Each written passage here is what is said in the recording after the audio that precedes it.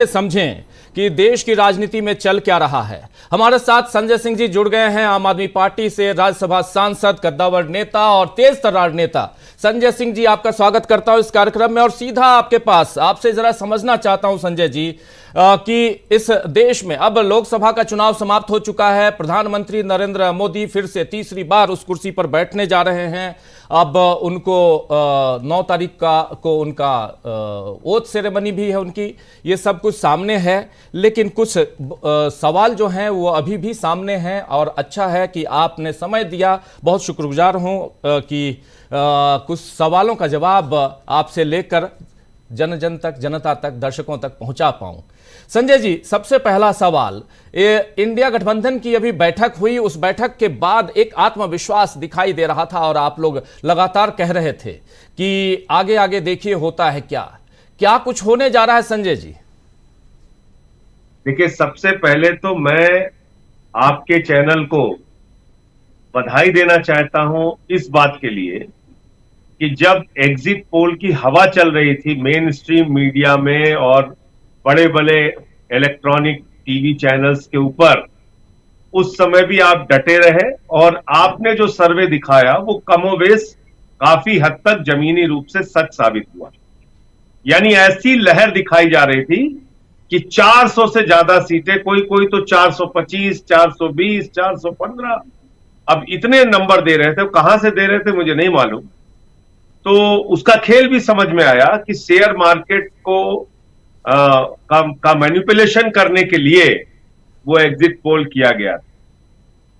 दूसरी बात, इंडिया गठबंधन की बैठक में हम लोगों ने क्या तय किया?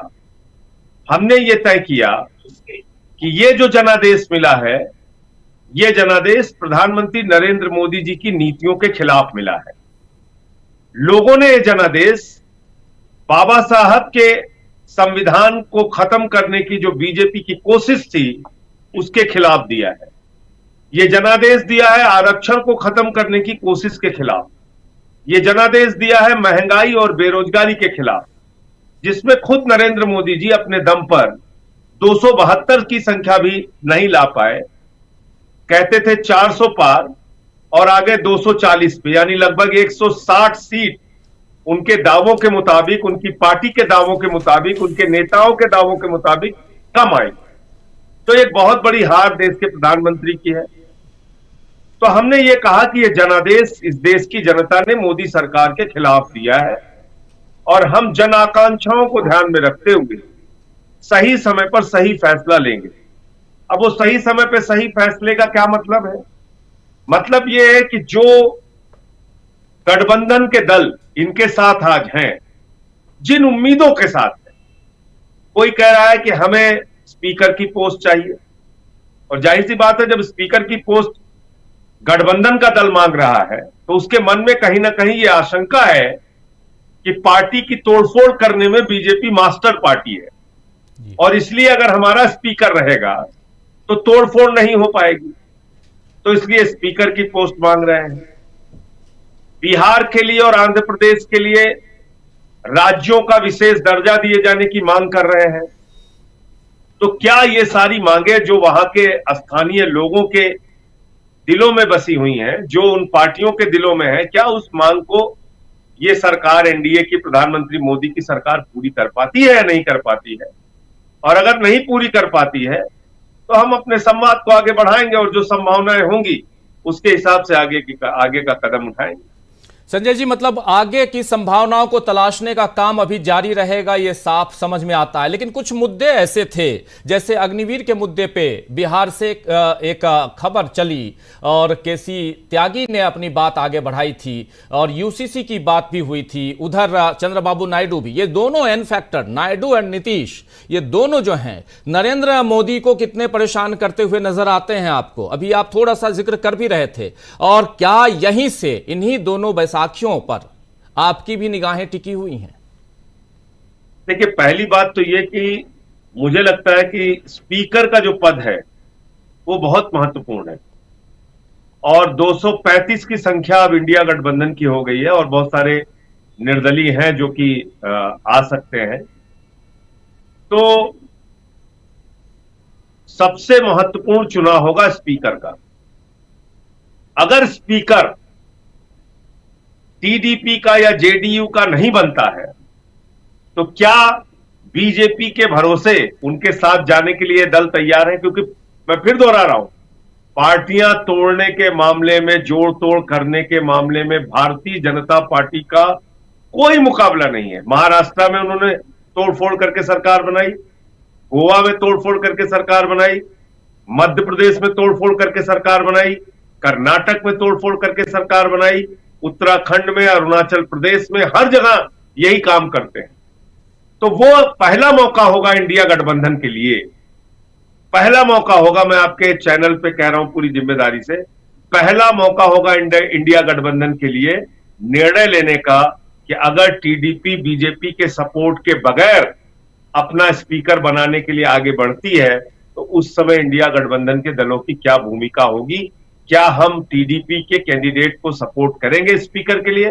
क्योंकि आमतौर पे माना जाता है कि भाई स्पीकर का किसी राजनीतिक दल से एसोसिएशन नहीं होना चाहिए, वो निष्पक्ष होना चाहिए।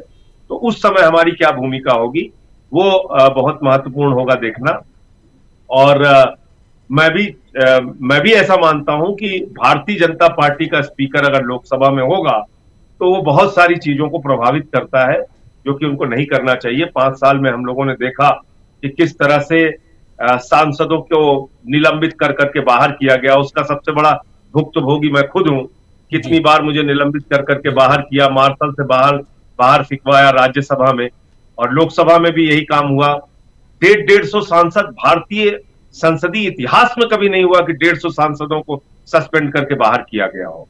ये मोदी जी की पिछली सरकार में हम लोगों ने देखा। तो एक स्पीकर वाली जो बात, माफी चाहूंगा, रोकना चाहूंगा, स्पीकर वाली जो बात आप कह रहे हैं कि चाहे चंद्रबाबू नायडू की जो डिमांड है, जो सुनने में आ रहा है, अगर स्पीकर उनकी तरफ से अपने कैंडिडेट को वो खड़ा करते हैं और बीजेपी की तरफ से अगर उनको समर्थन नहीं मिलता है तो आप लोग समर्थन देने के लिए तैयार हैं, ये समझा जाए? मैं समझता हूं कि उस समय हमारा निर्णय बहुत महत्वपूर्ण होगा। अभी मैं सिर्फ इतनी बात कह रहा हूं जी कि उस वक्त इंडिया गठबंधन के दलों को बैठकर यह तय करना होगा कि अगर स्पीकर के पद के लिए टीडीपी आगे बढ़ रहा है बगैर बीजेपी के समर्थन के, तो हमारी क्या भूमिका होगी। और मेरा अपना व्यक्तिगत मानना यह है कि ऐसे समय में, जबकि स्पीकर के पद का दुरुपयोग करके विपक्षी दलों को निलंबित कर करके बाहर किया जाता है, ऐसे समय में हम लोगों को एक सही निर्णय लेना होगा। बीजेपी के इतर के कोई अगर स्पीकर के पद पे बैठे तो वो अच्छा होगा। जी।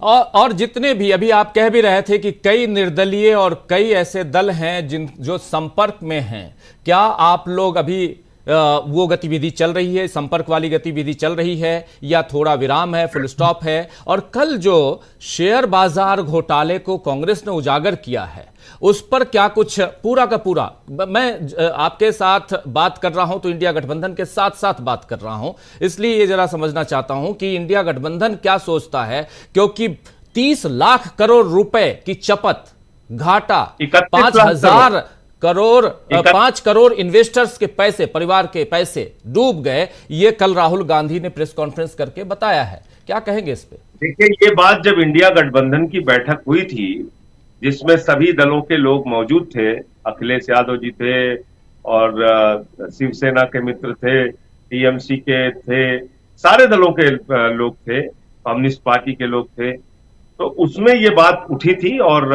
उस विषय को राहुल गांधी जी ने और बाकी लोगों ने उठाया था और सबने एक स्वर में ये बात मानी थी कि एग्जिट पोल जो है ये शेयर मार्केट का एक बड़ा घोटाला करने के लिए किया गया था। और उसके पहले प्रधानमंत्री के दो चैनलों पे संभवतः इस तरह के कुछ बयान थे, वो भी जिक्र हुआ था।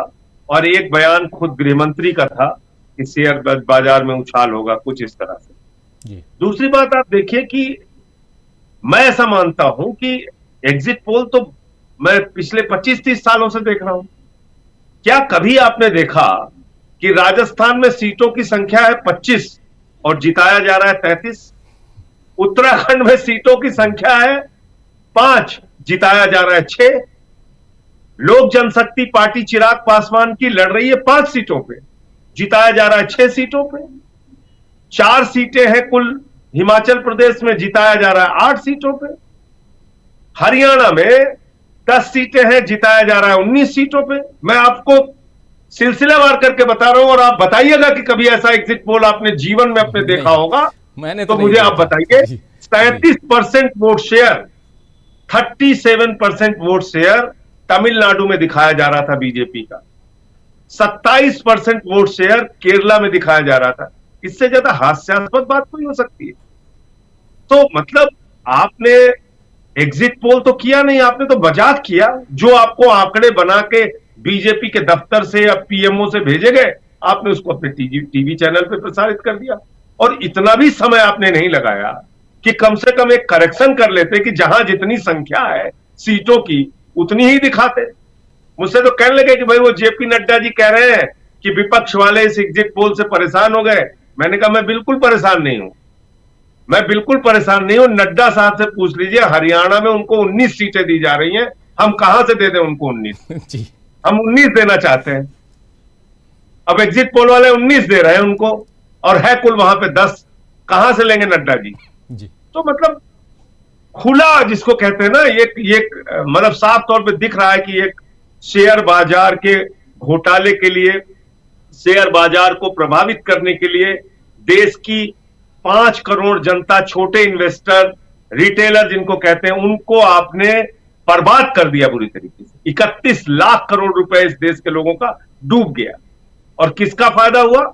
प्रधानमंत्री के सबसे करीबी दोस्त, जिसका सिर्फ एक सभा में नाम लिया मोदी जी ने अडानी का, दूसरी बार नाम नहीं लिया अडानी अंबानी का, किसी का नाम नहीं लिया। एक सभा में गलती से, पता नहीं क्या उनको उस समय हुआ था, क्योंकि चुनाव के दौरान तो अजीबोगरीब बयान हमारे प्रधानमंत्री जी दे रहे थे, तो उस बयान के बाद दोबारा उन्होंने कुछ बयान नहीं दिया। उस एक व्यक्ति का कितना फायदा हुआ और देश की जनता का 31 लाख करोड़ रुपए का घाटा हुआ, नुकसान हुआ, इसकी तो जांच जेपीसी बना के होनी चाहिए और सेबी को इस पे इंटरफेयर करना चाहिए, जांच होनी चाहिए।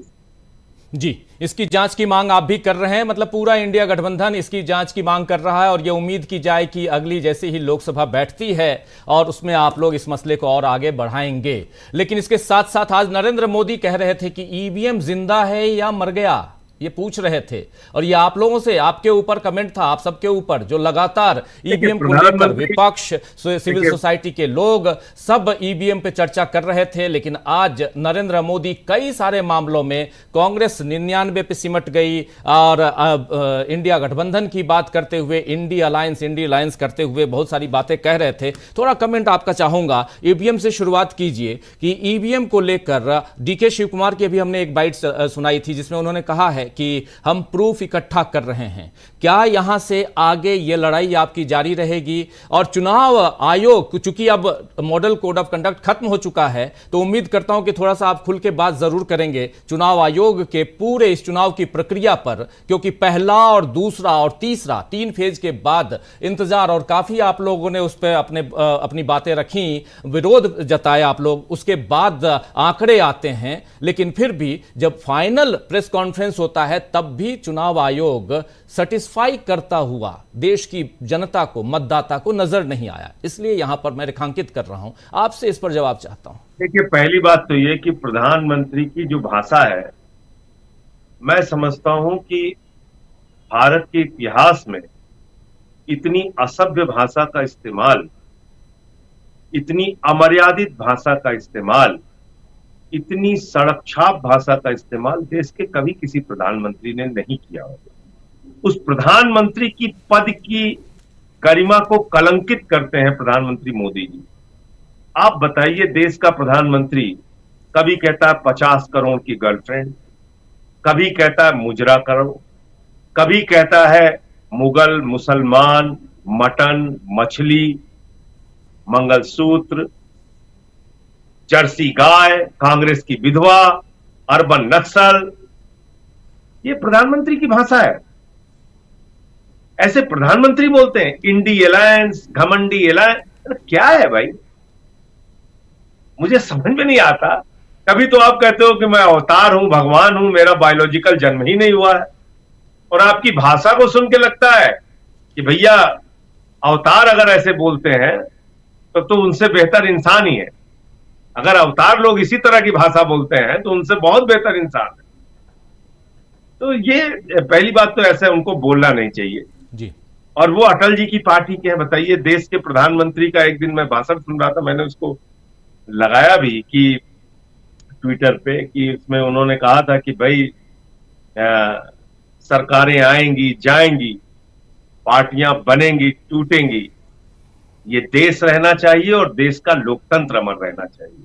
इतने विशाल हृदय के लोग आपकी पार्टी के नेता रहे हैं और आप एक बड़ी मुश्किल से एक चुनाव जीत पाए हैं अपने सहयोगियों के भरोसे, और तुरंत से आप वही भाषा आज भी विपक्ष को गाली देना, दोषी ठहराना, उनके ऊपर कमेंट करना, ऐसी बातें करना। प्रधानमंत्री को पता नहीं क्यों समझ में नहीं आ रहा है कि उनकी ये भैंस चुरा ले जाएंगे और संपत्ति लूट ले जाएंगे और मंगलसूत्र छीन ले जाएंगे वाली भाषा को देश के लोगों ने पसंद नहीं किया। और यह भी नहीं पसंद किया कि आप इतने अहंकार में आ जाए कि आपने गाना बना दिया, जो राम को लाए हैं हम उनको लाएंगे। प्रभु श्री राम सृष्टि के रचयिता हैं, आप अपनी फोटो चला रहे हैं, खुद बड़े हो गए हैं, भगवान राम छोटे हो गए हैं, तो विदा कर दिया ना अयोध्या से आपको, भगवान श्री राम ने विदा कर दिया वहां से आपको। तो इसलिए प्रयागराज से भी विदा कर दिया आपको। हमारे यहां उसको लवकुश नगर नाम रख रहे थे सुल्तानपुर का, वहां से भी विदा कर दिया। तो इसलिए मैं ये कह रहा हूं कि कुशभवनपुर हमारे यहां का जिले का नाम रख रहे थे, तो कुशभवनपुर से भी विदा कर दिया उनको। तो इसलिए मैं ये कह रहा हूं कि प्रधानमंत्री जी को कम से कम,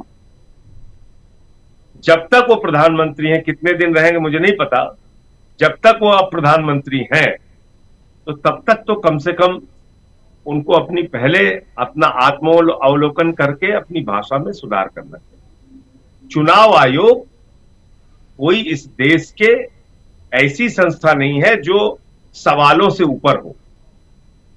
अच्छा, आप मुझे बताइए, एक सामान्य व्यक्ति से भी पूछिए, जहां पर तमिलनाडु में 39 सीट है, वहां आप एक दिन में पूरा चुनाव करा रहे हैं, क्योंकि वहां बीजेपी का कोई जनाधार नहीं है। वहां प्रधानमंत्री को प्रचार नहीं करना है, तो वहां चुनाव आप एक दिन में करा रहे हैं। जब आप आते हैं 40 सीटों वाले बिहार में, तो वहां चुनाव आप 7 फेज में करा रहे हैं। उत्तर प्रदेश में आते हैं 80 सीटों पे, तो 2 फेज में होना चाहिए चुनाव, आप वहां 7 फेज में चुनाव कराते हैं। 42 सीट वाले बंगाल में आते हैं, 7 फेज में चुनाव कराते हैं।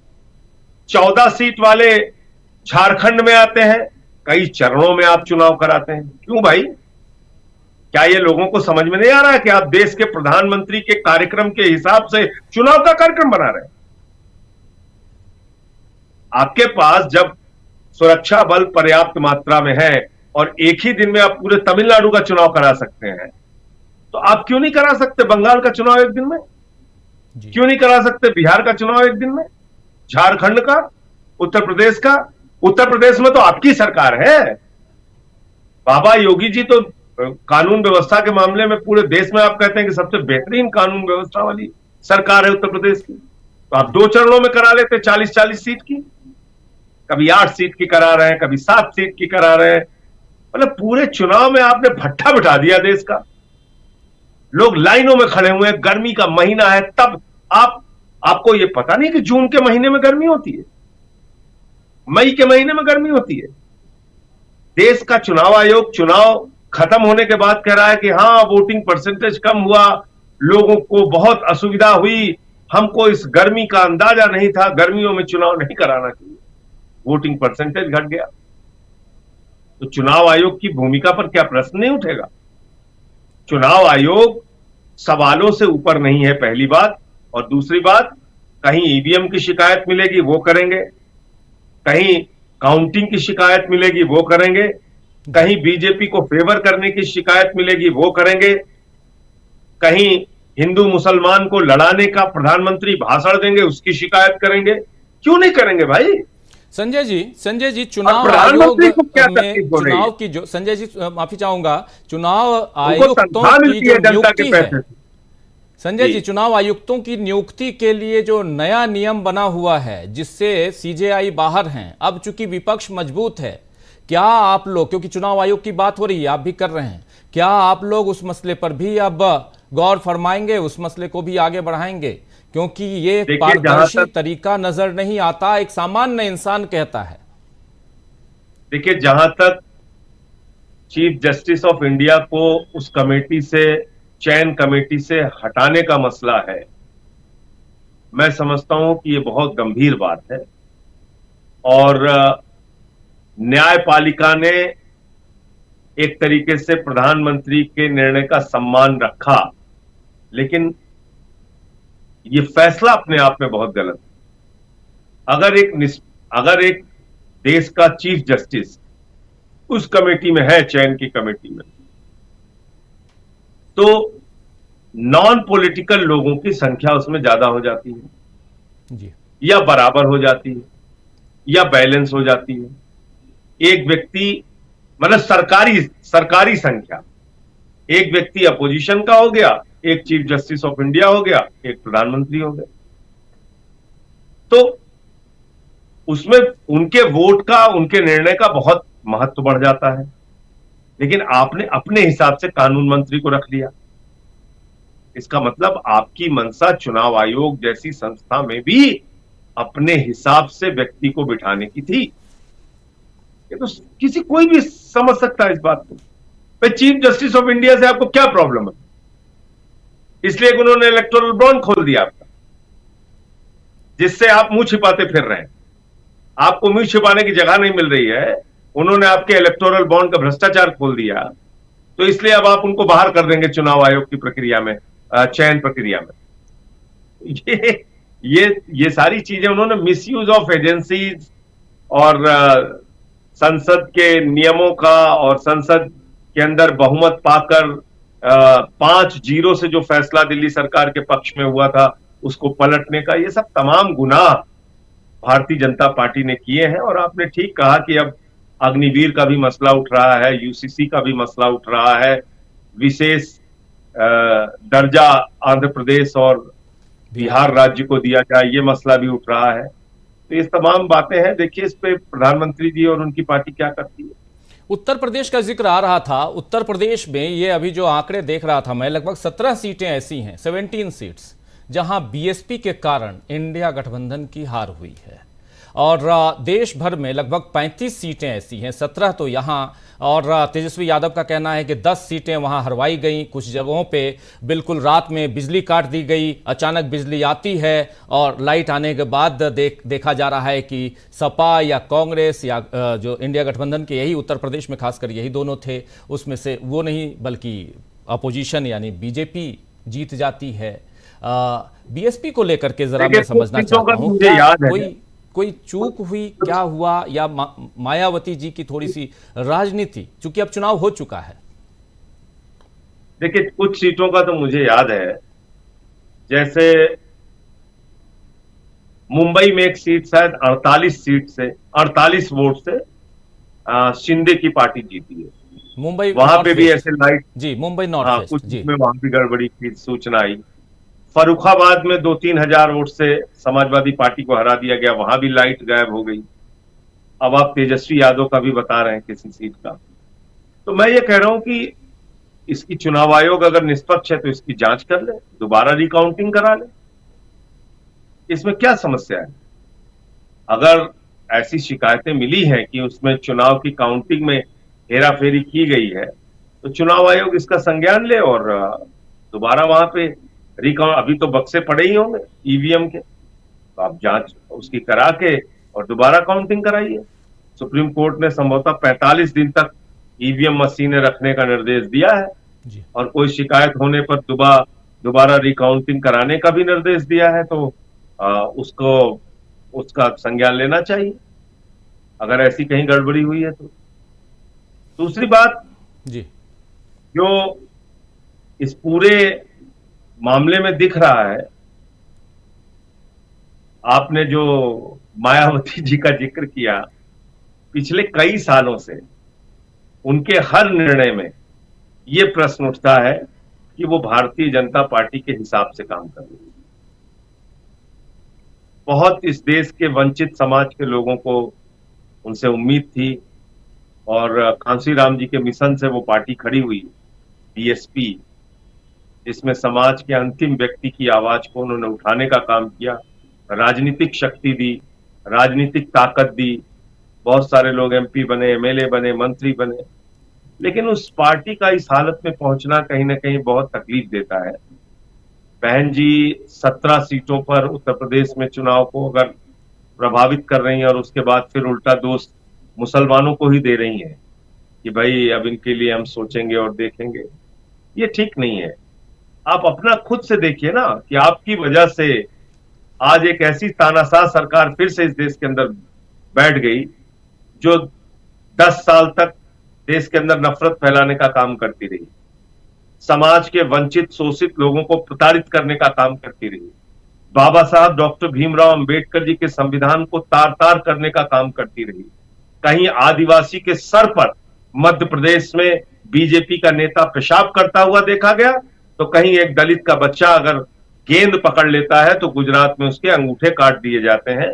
और कहीं यह भी देखा गया कि घोड़ी पर बैठने पर बहराइच में गांव के लोग मिलकर उस दलित के बेटे को पीटते हैं। और यह भी देखा गया कि बुलंदशहर में सीआरपीएफ के जवान को अपनी शादी में घोड़ी पर बैठने के लिए पुलिस की सिक्योरिटी लेनी पड़ती है। हाथरस कांड भी हम लोगों ने देखा।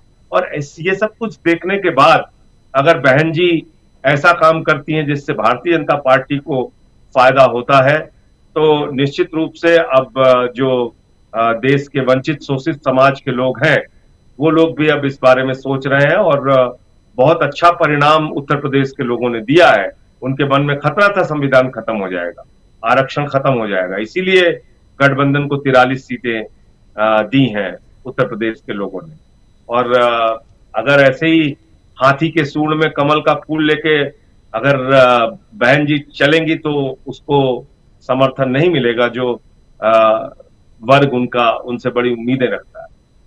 एक बात तो है, आज आप लोग नरेंद्र मोदी जी को झुकाते हुए नजर आए, क्योंकि संविधान को उठाकर सिर झुकाते हुए नरेंद्र मोदी नजर आ रहे थे सेंट्रल हॉल में। जब पहुंचे तो संविधान को लेकर आप लोग जो लड़ाई लड़ रहे थे इस पूरे चुनाव में, वो क्यों झुका रहे थे मालूम है ना? आपको मालूम है ना क्यों झुका रहे थे? वो सर झुका के कह रहे थे कि हे संविधान, कोशिश तो बहुत की लेकिन अब तुमको नहीं बदल पाऊंगा। वो सर झुका के ये कह रहे थे, आप शायद समझ नहीं पाए मोदी जी को अभी। वो कह रहे थे ठीक है अगली बार तुम्हें बदलूंगा, इस बार नहीं बदल पाया, बहुत कष्ट है मन में। तो वो उनके मन की पीड़ा है। देखिए उसको आप कभी, भारतीय जनता पार्टी ने और तब इनके जो पुरखे थे आरएसएस ने बाकायदा 1949 में हिंदू कोड बिल के नाम पर पुतले जलाए थे बाबा साहब डॉक्टर भीमराव अंबेडकर। ये ऑन रिकॉर्ड हिस्ट्री है, आरएसएस का बयान है, उनकी जो पत्रिका है उसमें, कि भारतीयता के खिलाफ है बाबा साहब का संविधान, भारत के लिए जो उन्होंने लिखा है। ये आरएसएस का स्टैंड है। आप पढ़िए, मैं कोई हवा में बात नहीं करता। आरएसएस हमेशा से बाबा साहब डॉक्टर भीमराव अंबेडकर जी के संविधान के खिलाफ रही है। आरक्षण हमेशा से आरक्षण की व्यवस्था के खिलाफ रही है। भारतीय जनता पार्टी ने मंडल कमीशन का, मतलब जिसको कहते हैं सड़कों पे उतर कर विरोध किया, स्वर्गीय विश्वनाथ प्रताप सिंह जी की सरकार को गिरा दिया, मंडल के खिलाफ कमंडल लेके निकल पड़े। ये ऐसे लोग हैं, इनके चरित्र को भूलना नहीं है, इनको पहचान के रखना है। इन्होंने आरक्षण का, मैं तो कह रहा हूं हमेशा से, इनका एक प्रवक्ता है अमित मालवीय, वो शायद इस बार बहुत कम सक्रिय दिखा क्योंकि मैंने उसके सारे बयान खोले थे। 8 बयान उसने आरक्षण के खिलाफ लिखा है। इनका एक सांसद है तेजस्वी सूर्या, उसने लिखा कि आरक्षण एक गंदा दलदल है, ये लिखा है। इनके मूल में आरक्षण को खत्म करना बसा हुआ है, संविधान को खत्म करना बसा हुआ है। आरएसएस के मुखिया ने 2015 में बयान दिया था बिहार के चुनाव के समय कि आरक्षण खत्म होना चाहिए, भागवत जी ने कहा था। इनके मनमोहन वैद्य जी हैं, एक संयुक्त राष्ट्रीय महासचिव आरएसएस के, उन्होंने कहा आरक्षण से अलगाववाद पैदा होता है। तो हमने वो मंशा पकड़ ली इनकी और उस चीज को हमने प्रचारित किया। राहुल गांधी जी संविधान की किताब लेके हर जगह पहुंचने लगे। तो उस विवशता के कारण, उस मजबूरी के कारण आज उन्होंने ये नौटंकी की, संविधान के आगे सर झुकाने की। दरअसल उनका मकसद ये था कि हे संविधान, हम तुमको इस बार नहीं बदल पाए, आगे हम तुम्हारी हत्या करने का पूरा प्रयास करेंगे। जी, आखिरी सवाल एक जरूर लेना चाहूंगा। अब चूंकि ओथ सेरेमनी और उसके बाद सरकार की गतिविधियां बढ़ेंगी, आपकी गतिविधियां कैसे बढ़ती हुई दिखाई देंगी और कितने दिनों की सरकार है ये? हमारी तो जो मध्यावधि होगा क्या? देखिए, हमारी तो जो गतिविधियां हैं ये आपसे छिपी नहीं है। 6 साल में पिछली बार भी रहा तो भाजपा ही रोते रहे पूरे 6 साल कि अरे ये बेल में घुस जाते हैं, अरे ये तो मुद्दा उठाते हैं, अरे ये तो नारे लगाते हैं, अरे इन्होंने तो कह दिया मोदी अडानी भाई भाई, देश बेच के खाई मलाई। मुझे जेल में भी भेज दिया 6 महीने, बोले वहां सुधर के आ जाएगा। फिर भी मैं अपनी बात उठाता रहा हूं। जेल से आने के तुरंत बाद से लग गया अपने काम में। तो हमारी तो जो विपक्ष की भूमिका है उसमें हमें महारत है, हमें मालूम है इन लोगों से कैसे लड़ना, मुझे एकदम पता है। तो वो काम तो हम लोग करते रहेंगे, कोई इसमें चिंता की बात ही नहीं है। हाँ, ये जरूर है कि इनकी जो तानाशाही थी उस पर और अंकुश लगेगा और मैं समझता हूं कि अगर कुछ सद्बुद्धि आई होगी इस चुनाव के परिणाम से तो आगे ये अपनी नफरत की दुकान जो चलाते हैं उसको बंद करेंगे। पूरे देश को इन्होंने बर्बाद करने का काम किया। मैं तो इनको भारतीय झगड़ा पार्टी कहता हूं बीजेपी को। ये अगर आपके घर में झगड़ा ना होता हो तो वहां झगड़ा करा दे। ये पूरे देश में किया क्या इन्होंने? आप सोचिए, हिंदुओं को गाली दे रहे हैं। और मैं कहता था ये बात, मेरे स्पीचेज उठा के देख लीजिएगा कि बीजेपी का मतलब भारतीय झगड़ा पार्टी। हिंदू को मुसलमान से लड़ाओ, हिंदू को सिख से लड़ाओ, हिंदू को ईसाई से लड़ाओ, हिंदू को बौद्ध से लड़ाओ, फिर हिंदू हिंदू को लड़ाओ, दलित को सवर्ण से लड़ाओ, दलित को पिछड़ा से लड़ाओ, जाट को गैर जाट से लड़ाओ, मराठा को गैर मराठा से लड़ाओ, पहलवान को जवान से लड़ाओ, किसान को जवान से लड़ाओ। तो ये तो भारतीय झगड़ा पार्टी है। इनका काम ही है सिर्फ आपस में झगड़ा कराना। तो अगर इस चुनाव के परिणाम से थोड़ी बहुत सद्बुद्धि इनके दिमाग में आई होगी तो इनको ये समझ लेना चाहिए कि मोहब्बत की बुनियाद पे हिंदुस्तान आगे बढ़ेगा, नफरत की बुनियाद पे हिंदुस्तान आगे नहीं बढ़ेगा। ये अलग अलग भाषाओं, अलग अलग धर्म, अलग अलग जातियों का देश है और विविधता में एकता वाला देश है। इस महान भारत को आप ऐसे नौटंकी और ड्रामा करके और ये नफरत की भाषा बोल के तोड़ नहीं सकते हैं। हम कोई पाकिस्तान और अफगानिस्तान नहीं है, हम हिंदुस्तान है और हमें कैसे मिल के रहना है हमको मालूम। सरकार कितने दिन चलेगी? सरकार जितने दिन नीतीश जी और नायडू जी चाहेंगे उतने दिन चलेगी। जब नहीं चाहेंगे तो मोदी जी को गुजरात जाना पड़ेगा, उसमें क्या। और ऐसा नहीं है कि एनडीए की सरकारें गिराई नहीं है, पहले भी गिराई है।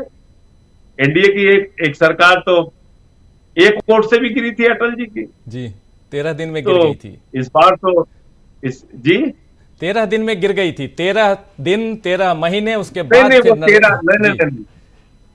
वो 13 दिन वाली सरकार अलग थी। 13 महीने वाली सरकार जो थी वो एक वोट से गिरी। जी जी जी 13 महीने की सरकार थी वो एक वोट से गिरी थी। तो ये सरकार भी गिरेगी और अगर सद्बुद्धि आ गई तो 2-4 महीने आगे खिसक सकती है। लेकिन अगर फिर से वही तोड़फोड़ वाली स्टाइल में काम करेंगे तो इस बार तो इनको सबक सिखाने के लिए बहुत पर्याप्त संख्या है विपक्ष के पास भी और इनके अपने घटक दल भी उसके लिए तैयार रहे। जी, युवा शक्ति ज्यादा है, ताकत ज्यादा है आप लोगों के पास, वो दिख रहा है। बिल्कुल। और सबसे पहले तो अग्निवीर और स्पीकर ये 2 विषय है जो अभी सामने आएगा। जी, ये साफ दिखाई देता है। बहुत बहुत शुक्रिया संजय जी, बहुत शुक्रिया चर्चा के लिए समय निकालने के लिए, बहुत शुक्रिया आपका और बहुत बेबाकी से आपने